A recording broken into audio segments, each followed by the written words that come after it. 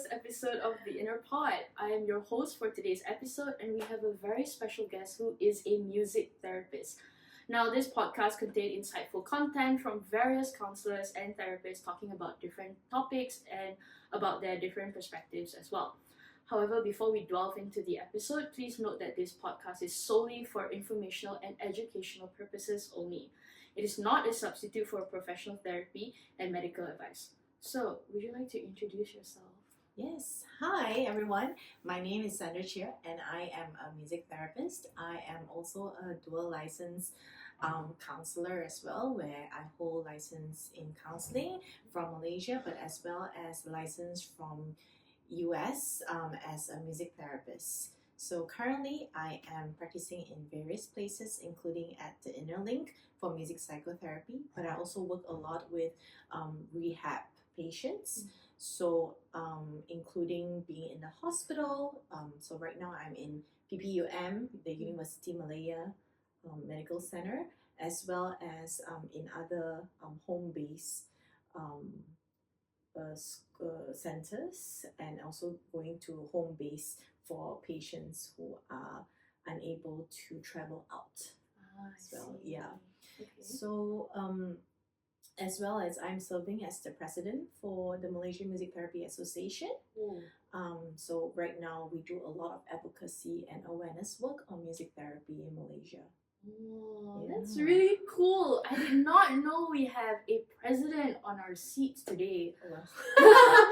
So, for our topic today, we'll be talking about familial relationships and understanding about familial relationships. In your opinion, right, what are the challenges in family dynamics that you've seen throughout your experiences? So I think a lot of families in Malaysia specifically, they might have challenges with their kids, young children with behavioral issues or anger management issues, or maybe with teenagers they are a little bit more isolated, or they don't have much engagement during like family events or family dinners.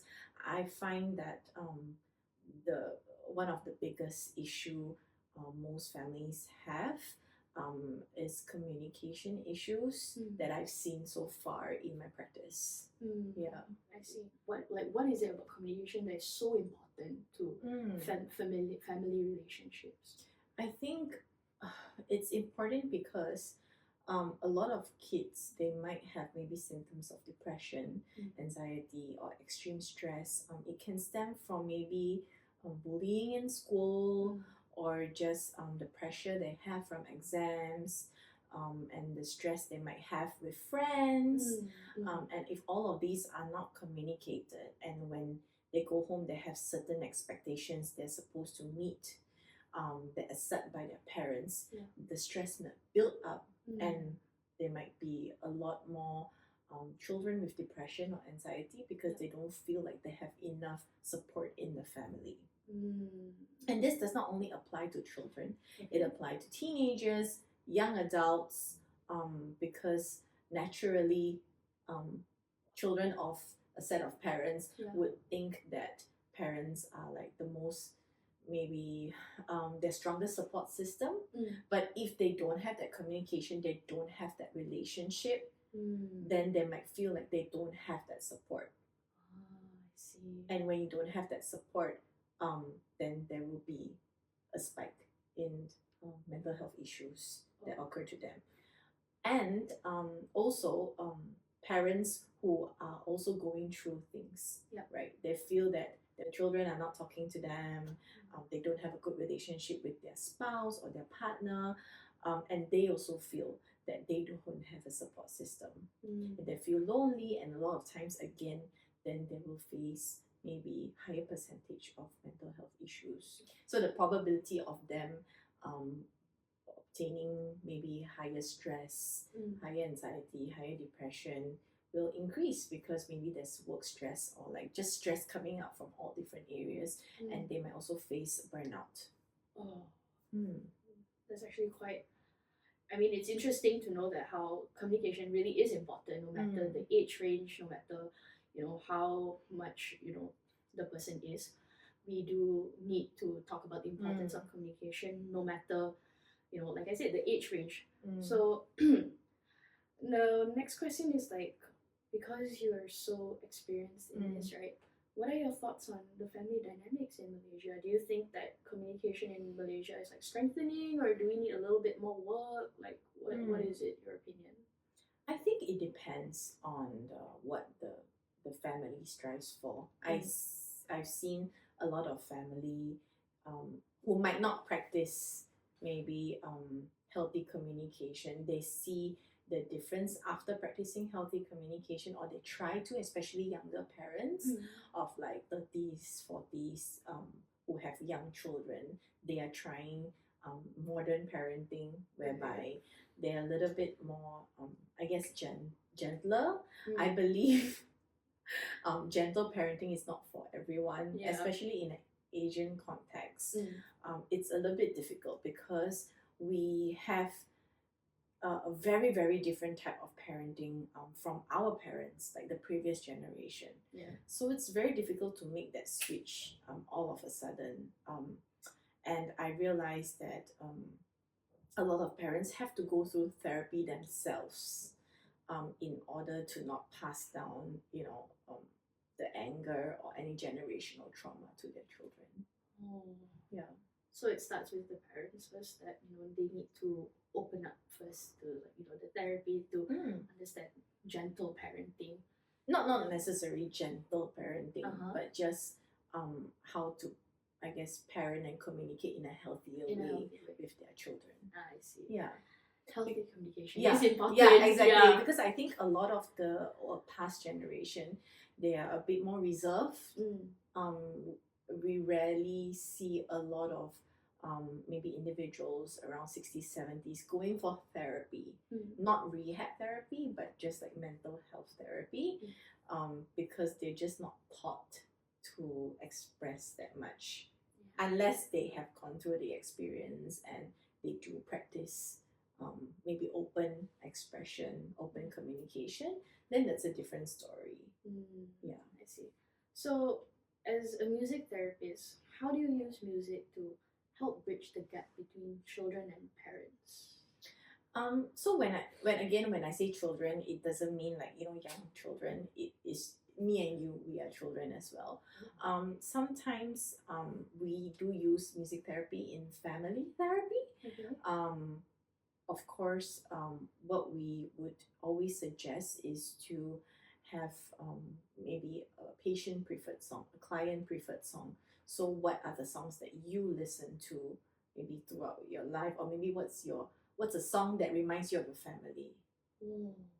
So then when we have family therapy, like each of them might suggest me a song, right? Yeah. But maybe the parents like have a lot of like love song, like maybe Love Me Tender or things like that. But maybe the child has a different perception, and then they have a song that it might have a negative association or negative connotation to the song. And then they come up with like discussions on like maybe the lyrics that they might relate to on these songs together. And typically I would have them actually write a song together at the end of the session, or maybe the goal of it is to write a song together as a family. Yeah, to represent like maybe them, and before writing the song, obviously there's a lot of processing, a lot of therapy related questions and discussion that will be facilitated. Let's say we sit down as a family and everyone gives me a different song, right? But we all listen. Let's say there's 5 of them in the family, and we listen to all 5 songs, right? So some people might choose negative words, or maybe they might interpret some of the positive words in the song negatively. That represents like maybe something that is underlying in their emotions. So let's say as an example, we use, what's your favorite song? My favorite song, or something that comes up right now. Right now it's the Tyler the Creator. Yeah. Okay. Like him. The title is like him? Yeah. Okay. And maybe you can pull up the lyrics for me. Okay. Of just pick any part of it? No. I will see the lyrics. Let me see. Yeah, can. Okay. All right. Okay. So why don't you pick something that you can relate to from this lyric Oh, okay. right now? Just one thing. All right. I think this one. How could I ever miss something that I've never had? Yeah. Okay. Why do you like that lyric so much? I think what about it is that it's so interesting how Tyler the Creator has like chosen something that I can relate to. It was never a thing that I would have thought about. How could I miss something that I've never had before or I've never experienced before? But it speaks to me in a way that I felt like, oh, maybe I am missing something. But what is it that I'm missing? Okay. Yeah. So have you found out what you might be missing?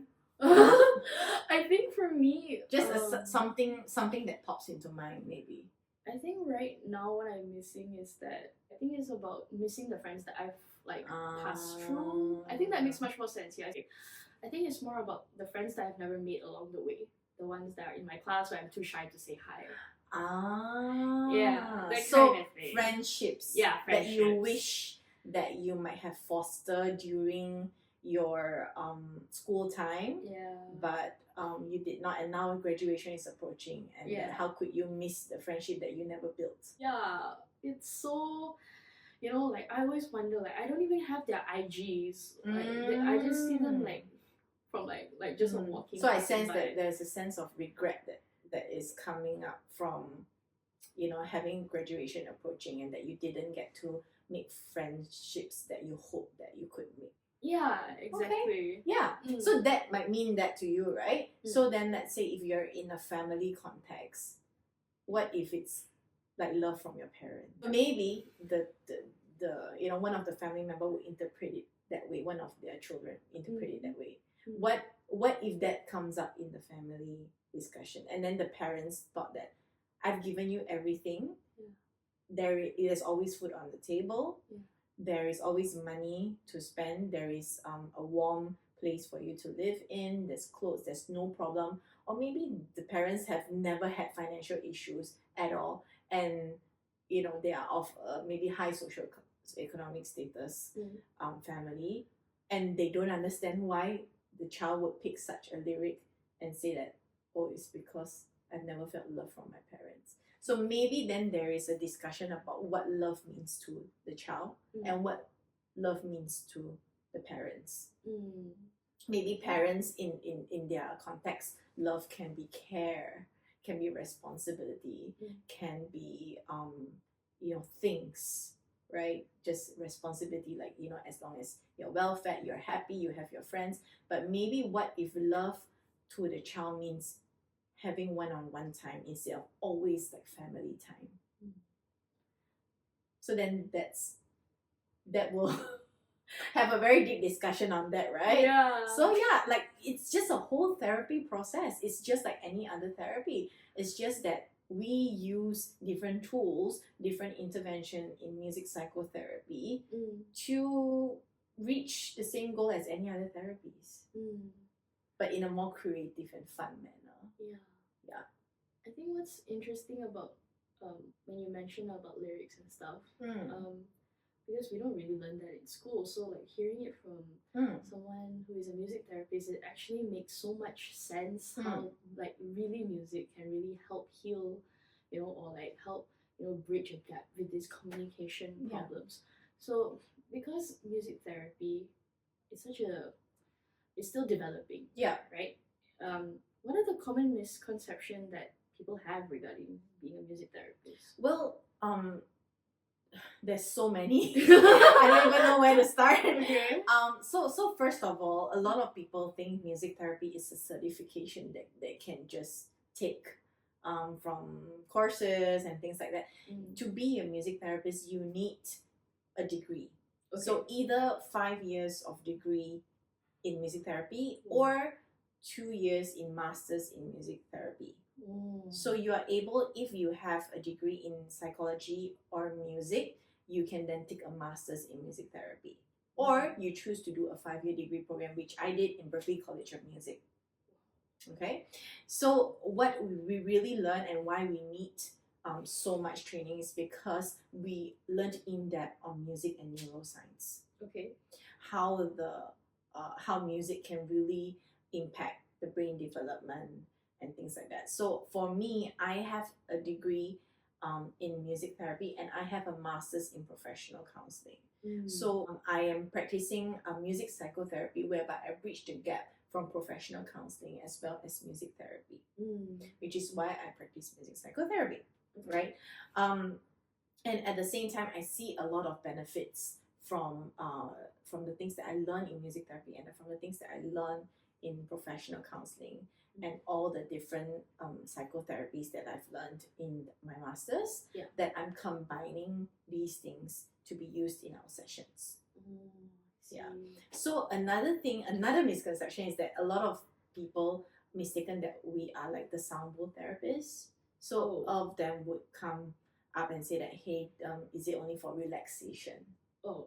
Yeah, because we do work with people with stroke, dementia, and special needs, and people in who was going through medical issues and whatnot. So what they might think that it's like, oh, just to reduce anxiety, or to play the sound so that we can relax. Yeah. So I have had people coming up to me and say that, hey, we want you to come to do a workshop. Can you please sing like love story from like Taylor Swift for us, so that people who like gone through the breakup can actually heal in some ways. And I I don't know how to react to that.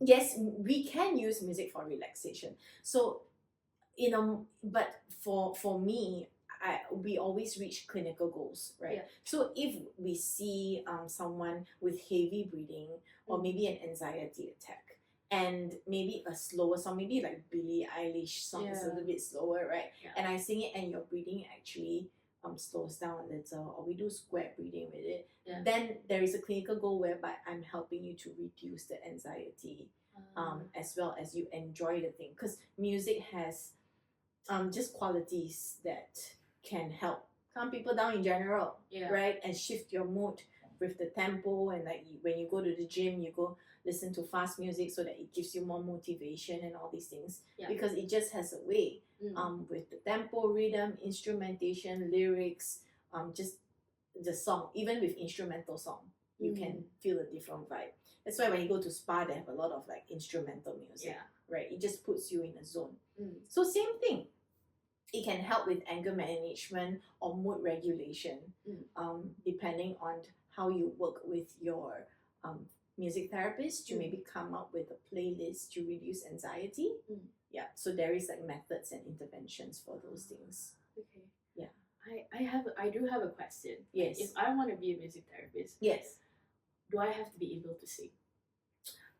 Well, in the program itself, you will be trained to sing. Oh, okay. Yeah. Great. So you will need to learn how to play the guitar, which is most of the principal instrument usually for any music therapist. Yeah.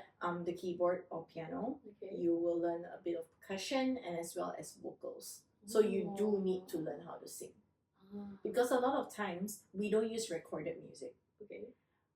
Like maybe what I mentioned to you when we do like the lyric analysis, we might use recorded music because it holds just a different vibe when you listen to the song that you chose, right? Yeah. But what if we are working with children with special needs and it's overstimulating for them to listen to recorded music, because there are different layers of different instruments when you listen to a song, right? Let's say like Coco Melon, like Wheels on the Bus by Coco Melon. There's just so much going on where maybe a child with sensory issues cannot withstand such overstimulation. So I will be starting with just my voice singing this sort of, and if they can tolerate it, then maybe I'll add my guitar inside.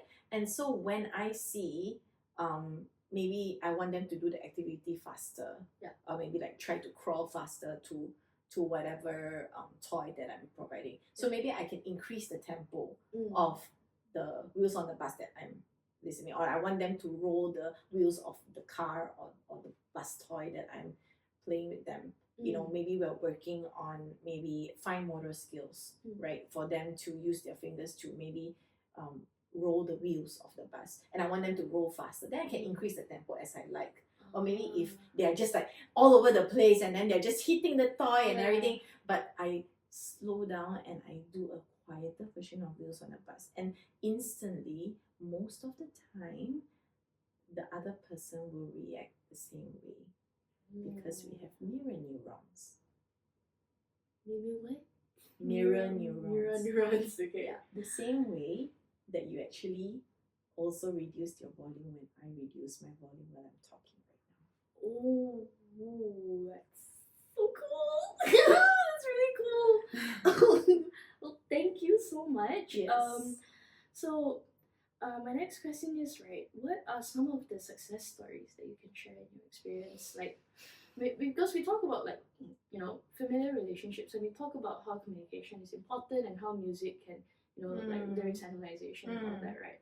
So in your experience, do you have any like success stories that you have that I don't know what is considered a success story. I feel that therapy is a lifelong journey. It's a process, right? You maybe reach certain clinical goals. I guess that you would as it consider a success story. Maybe I've worked with families with kids with behavioral management problems, and they're not like children with special needs. They just have behavioral issues, like they're hitting, they're screaming, or if they don't like a certain thing, they'll be throwing things or hitting their parents or shouting and things like that.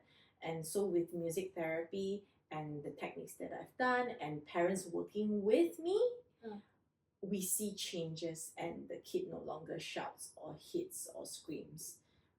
Finding out the triggers through music therapy or play to see what is the exact problem. Or maybe with teenage children, they express a little more and they have better relationships with people around them, friends, less isolation, even less of maybe suicidal ideation and things like that, feeling lonely and things like that. Maybe that goal succeeded, right? But success story itself, I don't think there is an end. Like when you say a story, there's like a start to end. And like I said, therapy is a lifelong journey, and a lot of times it's a continuation. Maybe they have lesser therapy sessions, but they always have like follow-up and check-ins and things like that. I see. Okay. All right, I have a lot to think about. Yes. Okay. So when we talk about, like, especially children who are like having this behavioral management, right? How does music help, like, for kids, like, express emotions that is difficult to verbalize? So, like, how do they use music to verbalize it to their parents? Is it in the therapy, or can it be like outward? Okay, so it's when you engage in music therapy services, we can use music or music instruments, right? To do a lot of like expression, but with their parents, it's not about the activity. It's about the process that we are engaging, and the certain activity that we are engaging. It's not about learning how to either play a certain song on the keyboard or things like that. It's about when, let's say, we are playing together on the keyboard and you are singing and I'm singing and I'm playing, and then now your turn to play. Maybe what we are learning is turn taking. Right? Turn taking. And if you want something, you want to play first, then you will ask in a nicer manner, then I will react. And so it's not about the music itself, right? Or maybe they're banging on like the keyboard or the piano. And maybe if a parent see that, they'll be like, oh no, don't bang, right? Don't bang on other people's things. But maybe what they are doing is just exploring things. So sometimes there's a misunderstanding between parents and the child. Is the child banging on the piano because he's angry, or he's bored, or he's exploring? If he's exploring, then maybe like, oh, that's really loud. Can we try doing it soft and see how it sounds like? Yeah. Can we try different sounds and see how it sounds like? And it's okay if you want to bang on a piano, then I guess he's trying to see how loud it can be. Okay, now it's this loud. Can we Yeah. try this other way? Yeah. Right? So providing them the opportunity to explore, right? And if let's say it's from like it's very bored, right? To them it's like, oh man, this is like dun dun dun dun dun. It's like it's because they're bored. Then we change another instrument, right? And if it's because they're angry, then we'll be like, okay, this is not a piano is not a punching bag for you. Maybe I will substitute to a squishy plushie that we can bang on. So we need to find out why they're doing what they're doing instead of stopping them. Stop and then not find out what is the trigger or why they're doing what they're doing, and then the kid will feel frustrated. Yeah. Because you don't understand me, you just take the thing away from me. Yeah. So how does it feel like when I just take away your laptop when you are doing something? Be angry. Exactly. Yeah. So then it will perpetuate, right? Yeah. So instead of understanding the layer and addressing the triggers, you taking away actually increases the frustration in the child, right? Yeah. So this, when the therapy session is ongoing, if these are the things that I notice, then maybe that I'll provide psychoeducation to the parents to like, it looks like he is this, let's try this. It doesn't mean that I am a magician. When I see, I know straight away what is it. Yeah. Right? Yeah. But through the therapy session, I'm trying to observe, actually, is he interested in the thing, or he's angry, or he's bored, and like, through assessments. Yeah. That's why assessments are so important for therapy. And then we have a conversation with parents on, okay, when does he do this? Is it only when the second sibling or the baby came out? Yeah. Yeah. All these things definitely has like a correlation. If they have a situation at home, or maybe whenever parents are arguing, then the kid would act up. Then there is a reason. Maybe it's a way of a non-verbal cue asking you to stop. Maybe throwing things everywhere would make you stop arguing. Yeah. So there's a lot of things that we need to see from many, many different perspectives in working with just one individual. We don't work with just the individual usually, especially when it's a young child. Yeah. We work with the entire family. I see. Well, thank you so much. I think my last question would be that, so when you mention all of these, right, what role does music play in creating safe space for emotional expressions in families? I think everyone has a place for music in their lives. Okay. Everyone have had some form of music in their life. Even when working with more conservative families, they do listen to more like worship songs, or if they don't listen to like maybe popular songs, maybe they do listen to more religious songs. And all of them has an element of music to it if you think about, for all the different races, in prayers as well. I did not realize that. Yeah. Oh. Yeah. Wow. Yeah. Because number one, it's easy to connect. Number two, it's easier to remember your favorite song as a child rather than your favorite book as a child.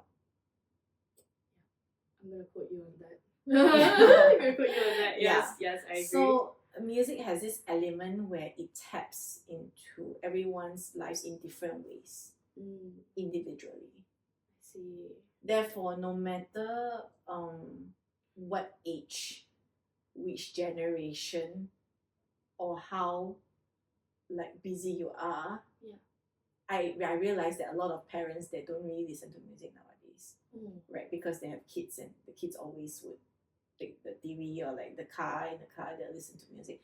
But at some point of their life, music was there, right? Let's say when they were 16 or 18 or 20, a lot of people would have music in their life. I can ask them directly, hey, when you listen to the song, do you does it remind you of your ex-boyfriend? And then you're like, you're in the supermarket and you're just like rolling your eyes, like you get annoyed. Yeah. So it brings out a lot of emotions. Yeah. So when we use it in therapy, it's so easy. It's so easy. I don't have to ask you what's the problem actually. Yeah. I can tell from a song that you choose. And from the processing that we come with those lyrics analysis and tell me why you choose this song, you are indirectly telling me the problems already. Oh, I see. And it can feel very intimidating, right? Yeah. What's the presenting issue? Tell me about your family. Tell me about your school. Tell me about education. Tell me about your relationship with your mother, father, sister, brother, whatever. Why don't, instead of that, very scary questions that like, okay, now I don't know what to tell you or where to start. I'm like, okay, tell me what's your favorite song, and then from there we can have conversations. Yeah. And I still get to fill up the intake forms. The intake forms, yes. Yeah. Yeah. Yeah. I think from what how you're talking about it, it's like really less invasive. Yeah, right. It is. It's less intimidating. Yeah, it's also really less intimidating as well. I think it helps the person to open up as well. Yeah, I see. Okay, well, thank you so much. You're welcome. My pleasure. Yes, and it's so insightful. This is a great first episode for the Inner Pod. So before we end, are there any words of affirmations you would like to give before we end this episode? Yeah, learn an instrument. All right. Keep your relationship with music because it's very important. Yes. Yeah. All right. Thank you so much, and that is it for the first episode. I'll see you in the next one. Thank you so much. Goodbye. Bye.